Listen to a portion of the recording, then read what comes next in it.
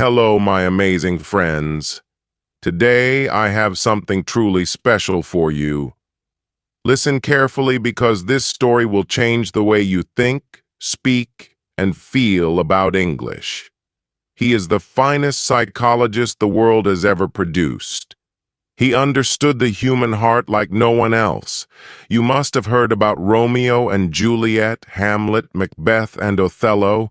These are not just stories, they are mirrors of life, love, power, betrayal, ambition, everything that makes us human, he captured in his words. His influence is so great that English itself would not be the same without him. Many words, phrases, and ideas we use today came from his brilliant mind. But how did he become William Shakespeare, the greatest writer in history?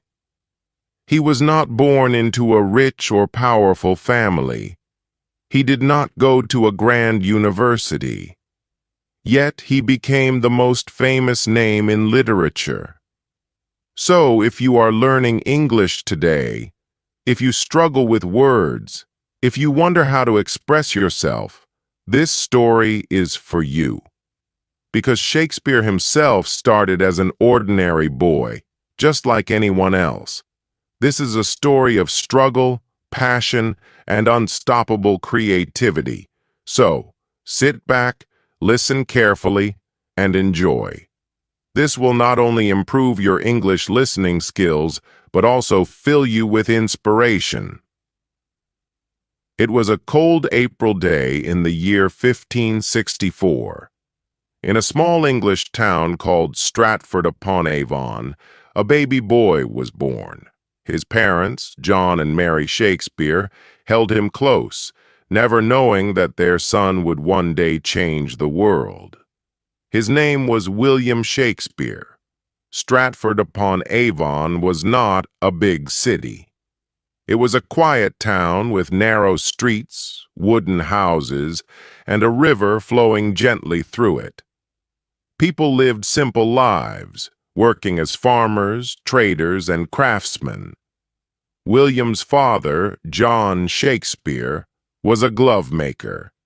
He made fine leather gloves and sold them in the town market. He was a hard-working man, respected in the community. His mother, Mary Arden, came from a wealthy farming family. She was kind, strong, and full of love for her children. William was the third of 8 children. The house was always noisy with laughter, chatter, and the sounds of daily life. But William was different. He was curious. He observed everything. He listened to how people spoke, how they laughed, how they cried.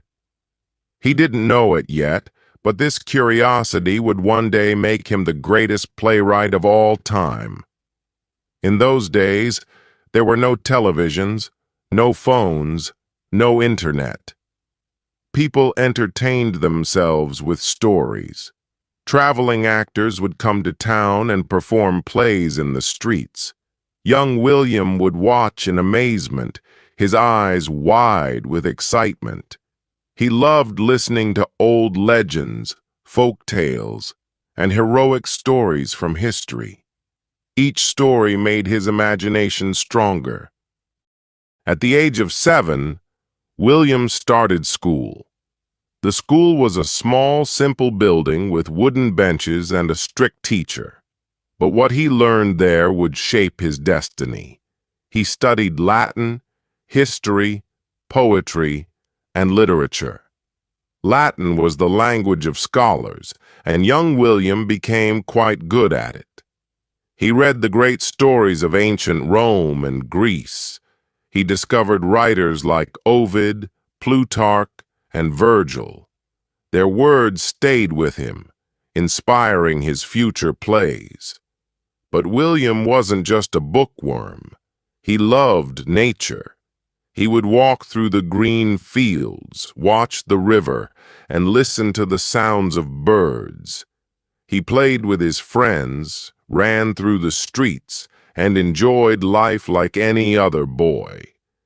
Yet, there was something inside him, a deep hunger for words, stories, and meaning. Just when life seemed normal, trouble struck. William's father, once a respected businessman, started facing financial problems. He had borrowed money for his business, but things were not going well. This meant the family had less money. It was a difficult time. There were even days when they struggled to buy food. William saw the stress in his father's eyes, the worry in his mother's voice. He knew that life was uncertain, but instead of feeling hopeless, he observed everything. He felt every emotion deeply. He learned that life is full of ups and downs, something he would later write about in his plays. Even as a child, William had a special way with words. He would make up little poems and rhymes. He loved to act, to play roles, to entertain his friends with stories. But no one in Stratford-upon-Avon knew that this young boy would one day write the most famous plays in the world, for now he was just William, the boy with big dreams. But those dreams were about to take him far, very far. William Shakespeare was growing up fast.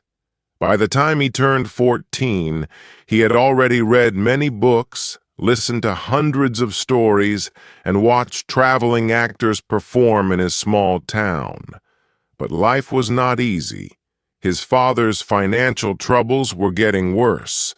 The once respected businessman was now struggling to pay debts. His family, which had lived in comfort, was now facing tough times. Young William saw it all. He saw how quickly life could change. He understood that nothing in life was permanent. Not money, not status, not even happiness. But instead of feeling hopeless, he became more observant, thoughtful, and creative. And then, something happened that changed his life forever. By the time William turned 18, he was no longer a boy.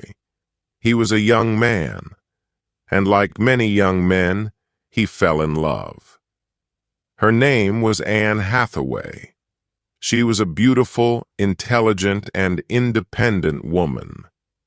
But there was something unusual about their love story. Anne was 26 years old, 8 years older than William. In those times, it was uncommon for a younger man to marry an older woman. But love doesn't follow rules, and William was deeply in love with Anne. However, something unexpected happened. Anne Hathaway became pregnant before they were married. This was a big deal in those days. Society was very strict about such matters, and a child born outside of marriage would bring shame to both families. So William and Anne had to get married quickly. In November 1582, at just 18 years old, William Shakespeare married Anne Hathaway. He was still a young man trying to find his way in life, and now he was about to become a father. 6 months after the wedding, Anne gave birth to their first child, a baby girl named Susanna. 2 years later, in 1585, Anne gave birth to twins, a boy, Hamnet, and a girl, Judith. At just 21 years old, William Shakespeare was a husband and a father of 3 children. Life was moving fast. But there was one problem. How would he support his family? His father's business was still struggling, and William had no stable job. He knew he had to find a way to make money. But what could he do? He had no interest in working as a glove maker like his father. He had no land, no title, no fortune. But he had words. He had stories. He had a burning desire to create. The mysterious lost years. 1585 to 1592. This was the period of Shakespeare's life that historians call the lost years, because no one knows exactly what he did during these 7 years. There are no records of him working in Stratford, and no one knows for sure how he survived. But there are some theories. 1. Some say he became a school teacher. Since he was well educated, he might have worked as a private tutor for a rich family. 2. Some believe he worked as an actor. He might have joined a traveling theater company, learning the art of performance. 3. Others say he got into legal trouble and had to leave Stratford. One story suggests that he was caught hunting illegally on a rich man's land and had to run away. Whatever the truth may be, one thing is certain. By the time Shakespeare reappeared in history in 1592, he was no longer just a small-town boy. He was in London, ready to take on the world. London, in the late 1500s, was a city full of energy, ambition, and opportunity. It was the heart of England's theater scene, filled with actors, writers, and poets all competing to make a name for themselves. Shakespeare arrived in London with no money, no connections, and no experience. But he had something more powerful: talent, determination, and an unstoppable passion for storytelling. He began working as an actor in small theater groups. He studied everything: the way people spoke, how they moved, how they expressed emotions, and soon he started writing his own plays. At first, he wrote simple, entertaining plays to make people laugh. But as time passed, he realized he could do more. He could write plays that made people think, feel, and question life itself. By 1592, Shakespeare was becoming well known in London's theater world. But not everyone liked him. A famous playwright named Robert Greene insulted him in a letter, calling him an upstart crow, meaning a nobody who was trying to act like a great writer. But Shakespeare didn't let it stop him. Instead, he worked harder. He wrote more plays, performed in more theaters, and gained the respect of actors and audiences. Then, in 1593, something terrible happened. A deadly disease called the plague spread across London. Theaters were forced to close, and Shakespeare suddenly found himself without work. But he didn't give up. Instead of writing plays, he started writing poems. He wrote 2 famous long poems. 1, Venus and Adonis. 2, The Rape of Lucrece. These poems made him rich and famous.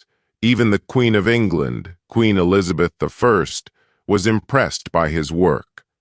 By 1594, theaters reopened, and Shakespeare returned to doing what he loved most: writing and performing plays. From 1594 onwards, Shakespeare became part of a famous acting company called the Lord Chamberlain's Men. He was not just writing plays, he was performing in them.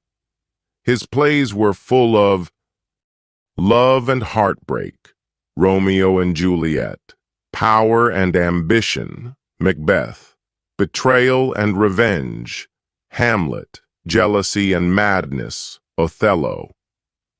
By the late 1590s, Shakespeare was one of the most famous playwrights in England. But Shakespeare didn't stop. He wanted more. More success, more influence, and more masterpieces that would stand the test of time. And that's exactly what he achieved. The Globe Theatre, a home for Shakespeare's dreams. In 1599, something extraordinary happened. Shakespeare and his acting company, the Lord Chamberlain's men, decided to build their own theater. They named it the Globe Theater. Imagine the scene: a massive circular theater with an open roof. Thousands of excited people rushing to get a seat. The stage set for some of the greatest plays ever written. This was Shakespeare's home, his dream, his kingdom. At the Globe, he performed his greatest works: Hamlet, a story about revenge, madness, and fate; Macbeth, a tale of power, ambition, and guilt; Othello, a tragic story of love and jealousy; Julius Caesar, a political drama full of betrayal. These plays were not just entertainment. They were powerful stories that made people think, feel, and question life itself. And soon, Shakespeare's success brought him wealth beyond imagination. By the early 1600s, Shakespeare was not just a famous writer, he was one of the richest playwrights in England. He owned shares in the Globe Theatre, which brought him a huge income every time a play was performed. He earned money from published plays and poems, which were sold all over England. He received royal support, which meant the king and queen admired his work. He bought multiple properties, including a grand house in Stratford called New Place. At a time when most playwrights struggled to survive, Shakespeare was living a comfortable, wealthy life, but fame and fortune were not enough for him. He wanted something bigger. In 1603, a historic event changed everything. Queen Elizabeth I, who had supported Shakespeare, died. Her successor was King James I. At first, no one knew if the new king would appreciate theater, or if he would close the theaters forever. But Shakespeare didn't have to worry. King James loved his work. In fact, he loved Shakespeare's plays so much that he personally invited Shakespeare's acting company to perform for him. And then, something incredible happened. King James gave Shakespeare's company a royal title. They were now called the King's Men. This was the highest honor a playwright could receive. It meant they were official actors of the royal court. They were protected and supported by the king himself. They would perform in front of the most powerful people in England. Shakespeare had gone from being a glovemaker's son to the most celebrated playwright in England's history. Between 1603 and 1611, Shakespeare wrote some of his most famous and deepest plays. These were not just stories, they were reflections of life, power, love, and loss. King Lear, a heartbreaking story of a father's betrayal. Macbeth, the dark tale of ambition and destruction. The Tempest, a magical story of forgiveness and new beginnings. His writing became darker, more emotional, and deeply philosophical. Because Shakespeare was changing, he was growing older. He had seen fame, fortune, betrayal, and loss. His plays became more personal, and his characters felt more real than ever before. By 1611, Shakespeare had achieved everything he had ever dreamed of.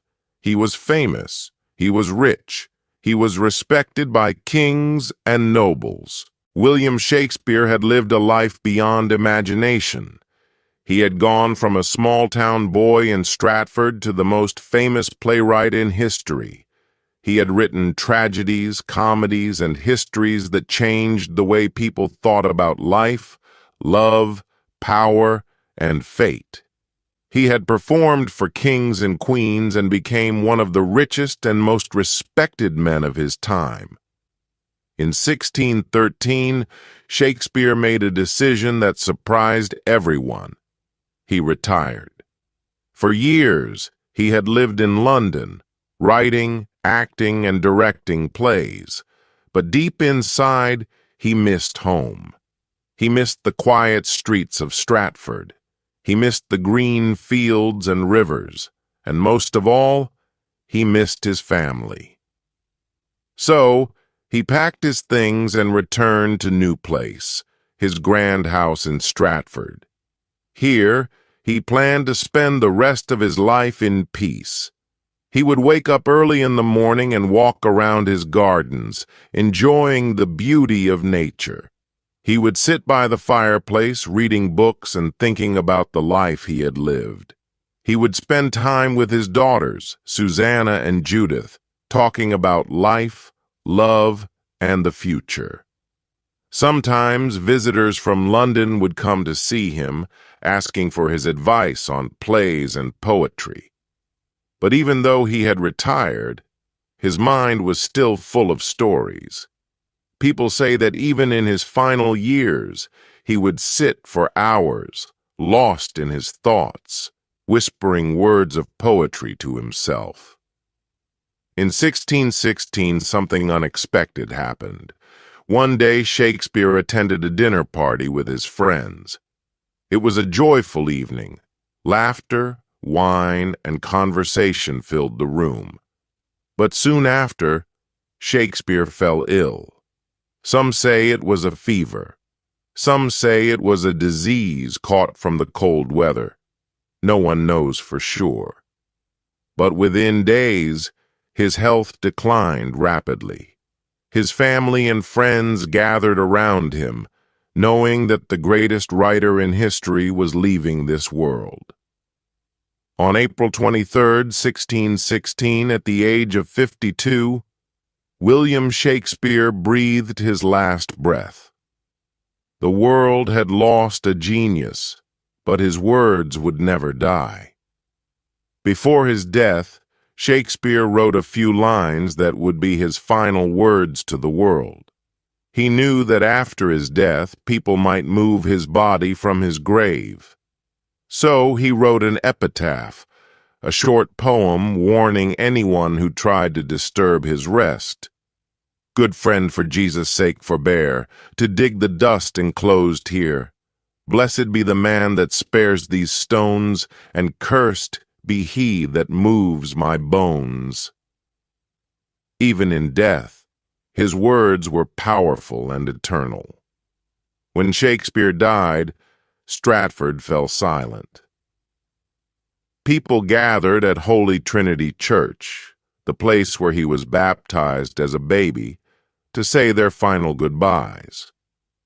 The church was filled with people, actors, writers, family, friends, and simple townsfolk who had known him since childhood. Tears were shed, prayers were whispered, and his body was laid to rest in the very town where he was born. No grand monuments, no golden tombs, just a simple grave marked with his own words. But little did the world know, this was just the beginning of his legacy. Shakespeare's body may have been buried, but his words refused to die. His plays continued to be performed. His books continued to be read. His name continued to be spoken. Years passed, then decades, then centuries. And yet, Shakespeare remained alive in the hearts of people across the world. His works were translated into every language on earth. His stories inspired millions of writers, filmmakers, and poets. His words became a part of everyday speech with phrases like, "to be or not to be," "all the world's a stage," "a rose by any other name would smell as sweet." His life was a proof that words have power, power to inspire, power to heal, power to change the world. Even today, over 400 years later, Shakespeare is still everywhere. His plays are performed in theaters across the world. His books are studied in schools and universities. His words appear in movies, songs, and speeches, because Shakespeare understood human nature better than anyone else. He wrote about love, betrayal, ambition, jealousy, fate, and dreams, things that every human being can relate to. He showed us that love can be beautiful, but also tragic. Romeo and Juliet. Power can corrupt even the strongest hearts. Macbeth. Betrayal can come from those closest to us. Julius Caesar. Life is full of uncertainty and mystery. Hamlet. His stories remind us who we are and who we can become. If Shakespeare were alive today, he would have one message for you. Dream big. Tell your story. Never stop believing in yourself. Because he was just a small-town boy from Stratford who dared to dream beyond the ordinary. And today, his name is written in history forever. William Shakespeare's life may have ended, but his story will never end. And now, it is in your hands. His words are yours to read, to learn, and to share with the world. My amazing friends, you have a dream, right? Maybe you want to be a writer, an actor, a speaker, a leader, a creator, someone who leaves a mark on this world. But sometimes fear stops you. People doubt you. You feel like giving up. Let me tell you something powerful today. William Shakespeare was just like you. He was born in a small town. He had no rich family. He had no connections. No one believed he would be famous. But he had one thing, a dream. And that dream changed the world. Now it's your turn. You have a fire inside you. You have a story to tell. You have a voice that matters. Don't let fear stop you. Don't let people tell you you can't do it. Because the truth is, you can. You are stronger than you think. You are greater than you believe. You are one step away from changing your life forever. So, my friends, never stop chasing your dream. Start today. Work hard. Never give up. And one day, just like Shakespeare, your name will be remembered. Now, if this story inspired you even a little bit, then like this video so I know you felt the power of this message. Comment below. Tell me, what's your dream? Let's inspire each other. Subscribe and hit the bell icon, because we are on a journey of learning, growing, and becoming unstoppable together. My amazing friends, your future is waiting for you.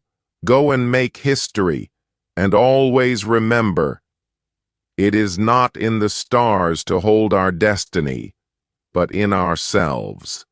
William Shakespeare. And maybe, just maybe, you are the next great storyteller the world is waiting for. See you in the next video. Stay inspired. Stay unstoppable.